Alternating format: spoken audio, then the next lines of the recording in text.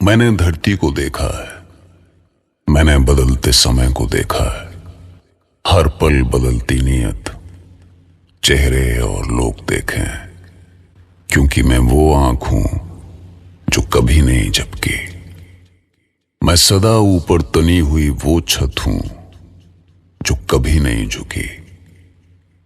मैं आकाश हूं और आज मैं आपको एक कहानी सुनाने आया हूं। और वो कहानी है महाभारत। महाभारत जो द्वापर में भी हुई और आज कलयुग में भी होती है, आपके भीतर हर पल। जिसके सारे पात्र आप में से हर एक के अंदर जीते हैं। जब आप सच को नहीं जान पाते तो आप धृतराष्ट्र हैं, और जब सच को जानकर भी आंखें बंद कर लेते हैं तो गांधारी। जब आप रिवेंज की आग में अपना सारा जीवन झोंक देने को तैयार हो तो आप शकुनी हैं।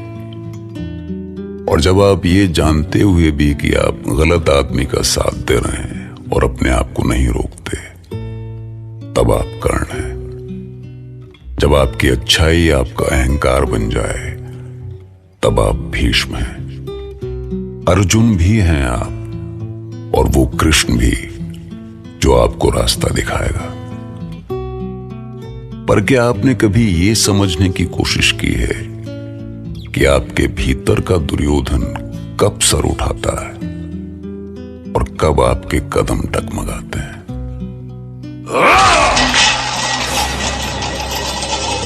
महिदेव, महिदेव, ध्यान से सुन लो महिदेव। आज तक ये दुर्योधन तुम्हारे द्वार पर सर पटकता रहा, रोता रहा, गिड़गिड़ाता रहा, और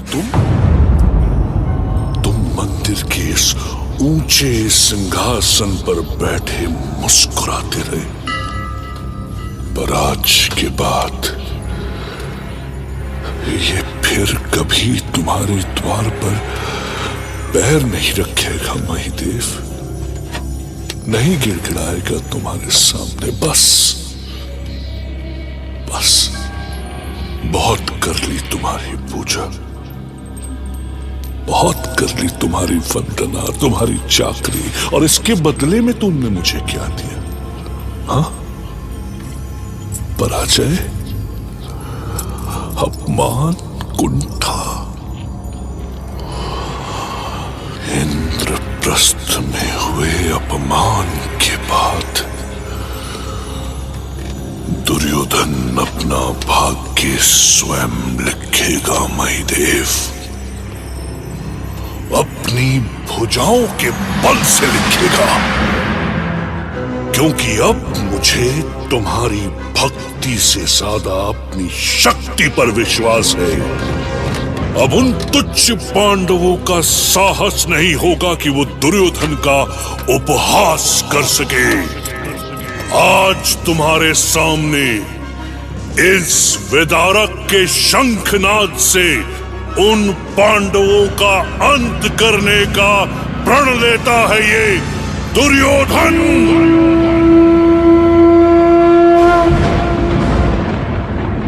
भांजे,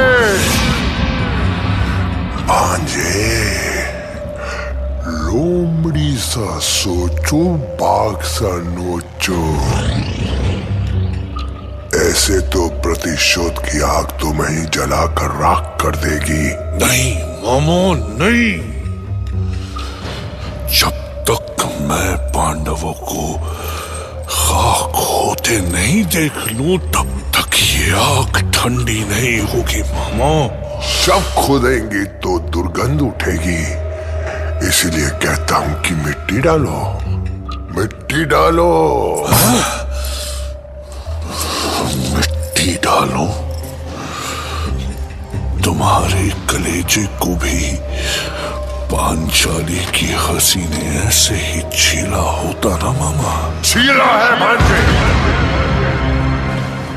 मेरे हृदय को भी छीला है उसकी खिलखिलाहट ने। पर क्रोध में किया फैसला सदा पछतावा देता है।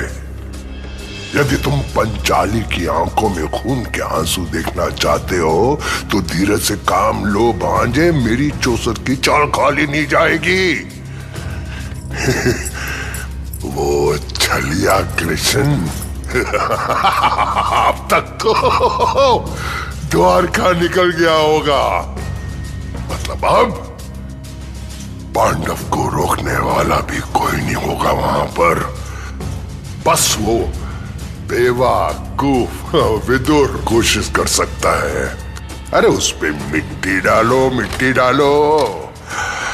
लोमड़ी सा सोचो, पाक सा नोचो।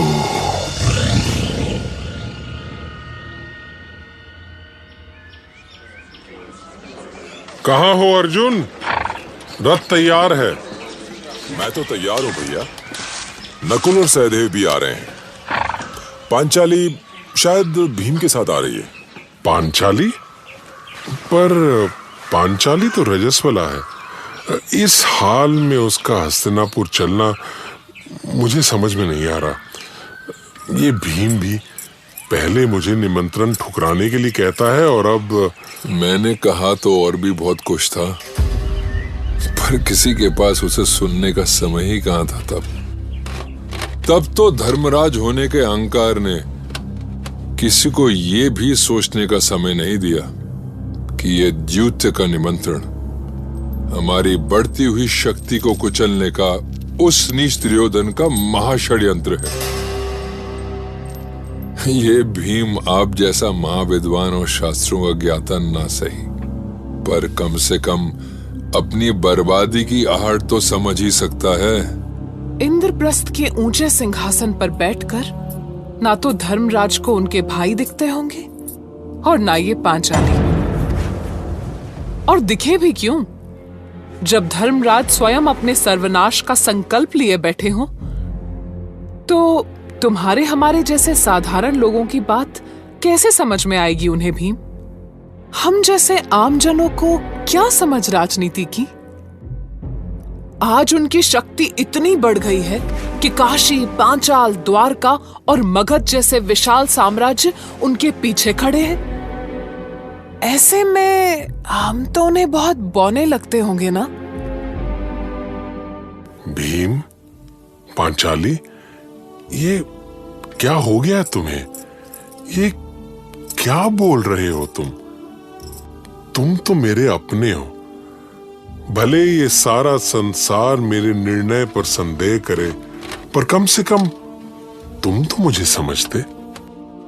मैं तुम्हें कैसे समझाऊं कि मैं चाहता हूं कि मैं किसी तरह महामुनि व्यास की भविष्यवाणी को झूठा सिद्ध करके कुरुवंश के बीच इस बैर को मिटा सकूं।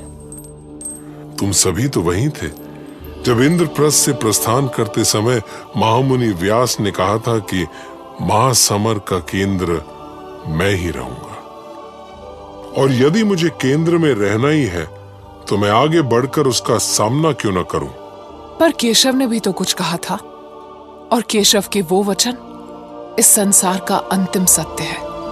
याद है पंचाली, मुझे उनके एक एक शब्द याद है। कृष्ण की बात याद रखना धर्मराज। यदि तुम्हारे शत्रु का नाश हो सकता है तो तुम्हारा भी नाश हो सकता है। नियति नहीं है पूर्व निर्धारित, मानव निर्णय उसे हर क्षण बनाता मिटाता है। ये सृष्टि भाग्य नहीं कर्म से चलती है। इस नश्वर संसार का अंतिम सत्य केवल तुम्हारा कर्म है। तुम्हारा वो कर्म इस संसार का वो अंतिम सत्य है जो अविनाशी है, जो अजर है, जो अमर है। और मैं भी बस अपना कर्म ही कर रहा हूं, क्योंकि मैं इस अनहोनी को रोकना चाहता हूं। परंतु केशव ने ये तो नहीं कहा था कि जानबूझकर अपने विनाश को बुलाना भी कर्म है।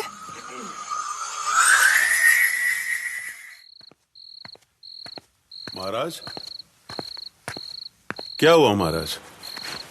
आप बड़े अशांत लग रहे हैं।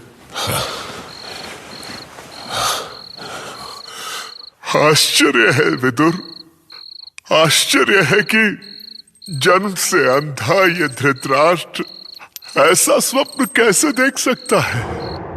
पर आपने ऐसा क्या देख लिया महाराज? बहुत सारे योद्धा ढोल नगाड़ों की थाप पर बेसुध नृत्य कर रहे थे। उन्होंने अपने सिरों को मशाल बना रखा था विदुर।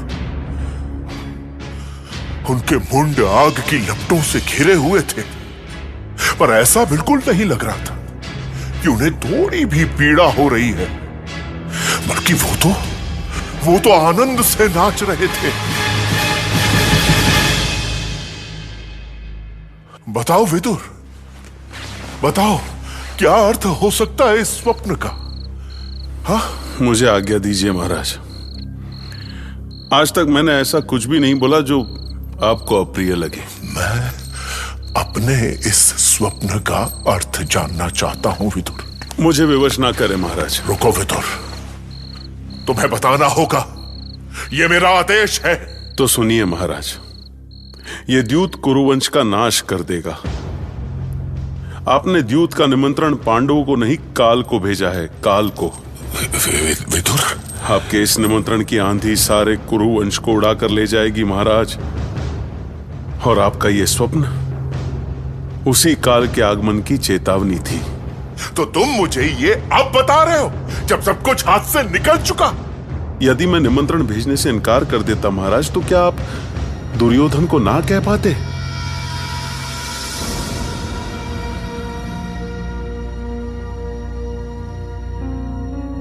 यदि तुम्हें ज्ञात था युधिष्ठिर कि दुर्योधन तुम्हारा भला नहीं सोचने वाला, तो तुमने द्यूत का निमंत्रण स्वीकार ही क्यों किया? क्यों चले आए यहां? जबकि ये तुम भी जानते हो कि जब तक दुर्योधन तुम्हारी एक एक वस्तु छीनकर तुम्हें श्रीहीन नहीं कर देता, वो चैन से नहीं बैठेगा। पितामह, यदि मैं इस निमंत्रण को अस्वीकार कर देता तो दुर्योधन हमारे विरुद्ध किसी भी बहाने से युद्ध की घोषणा कर देता। इस स्थिति से तो ये द्यूत ही सही है। तुम जाओ युधिष्ठिर, जाओ। द्यूत सभा में तुम्हारी प्रतीक्षा हो रही है, पर ये याद रखना कि तुम उसे झुठलाने की कोशिश कर रहे हो जो ईश्वर पहले से ही तय करके बैठा है।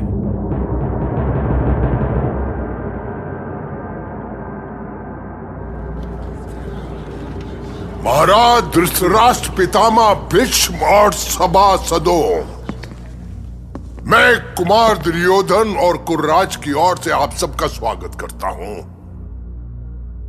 मैं पांडवों का आभारी हूं जिन्होंने आपसी सद्भाव के लिए कुमार दुर्योधन के निमंत्रण को स्वीकार किया।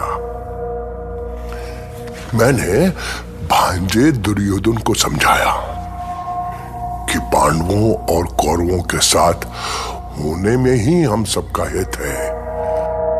अब मैं महाराज की ओर से प्रेम और सद्भाव के इस आयोजन को आरंभ करने की घोषणा करता हूं।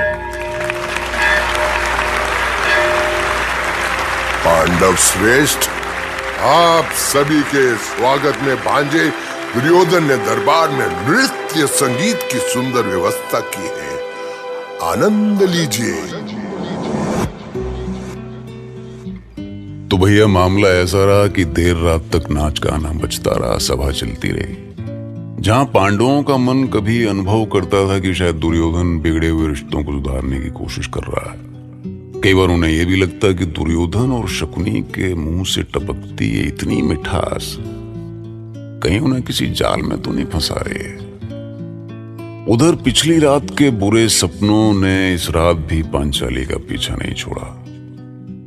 अब सपने कहां पीछा छोड़ते हैं। सुबह हुई तो पांडवों को बड़े सम्मान के साथ दरबार में लाया गया। भैया भीम, देखिए कितनी विशाल चौसर तैयार की है इन्होंने। ऐसे प्रसन्न होने की आवश्यकता नहीं है सहदेव। ये बात लिख कर रख लो कि हमारी बर्बादी का प्रपंच इसी चौसर पर रचा जाना है। अरे भैया भीम, आइए आइए, पधारिए, यहां इस आसन पर बैठिए। ये विशेष आपके लिए बनाई है, मजबूत लकड़ियों से। प्रणाम बड़े भैया युधिष्ठिर, प्रणाम। अच्छा, पांडवों की ओर से तो आप ही चौसर खेलेंगे ना, तो आप यहां आइए, मध्य स्थान पर विराजिए। अवश्य। तुम्हारी ओर से कौन खेलेगा दुर्योधन? अब चौसर के खेल में तो आपकी कोई बराबरी कर ही नहीं सकता भैया, तो मेरी तो बिसाती कहां है। ऐसे एक तरफा खेल में किसी को आनंद नहीं आएगा ना, इसलिए मेरी ओर से मेरे प्रिय मामा शकुनी खेलेंगे। तो चलिए मामा, पहली चाल आप चलिए। तुम कहते हो तो मैं ही चलता हूं। युधिष्ठिर, दांव पर क्या लगाते हो? 100 घोड़े। तो मामा, मेरी ओर से भी 100 घोड़े। तो 100 घोड़ों के लिए आजा। 6। हाँ, 2। पासे बेईमान, बेच दिया ईमान। तो मैं 6 लाकर दिखाता हूं मामा। 6। वाह वाह भैया वाह, अद्भुत भैया अद्भुत। देखा भीम, तुम बड़े भैया को साधारण खिलाड़ी मान रहे थे ना, अब देखो उन्होंने पहली बाजी ही जीत के साथ शुरू की है। तो भैया, जब सफलता आसानी से हाथ लगती दिखे तो समझ जाओ कि सामने बहुत बड़ा संकट आने वाला, क्योंकि जीवन के सागर में मोती आसानी से नहीं मिलते, गोते तो लगाने ही पड़ते हैं भैया। क्या कभी आपके कदम भी शुरुआती सफलता में बहके हैं? ठीक है, किसी को हमेशा संदेह से नहीं देखना चाहिए, लेकिन सावधान रहना हमें संकट से बचने के रास्ते देता है। एक बात बताते हैं आपको, वैसे भीम खामखा परेशान नहीं था भैया, वो दुर्योधन की बदनीयती जानता था, लेकिन फिर भी उसने युधिष्ठिर को इस जाल में फंसने से रोका नहीं। अभी सवाल तो बनता है, नहीं सवाल का क्या है, मन हुआ बन गया, जवाब भी बन ही जाएगा। सुनते रहिए।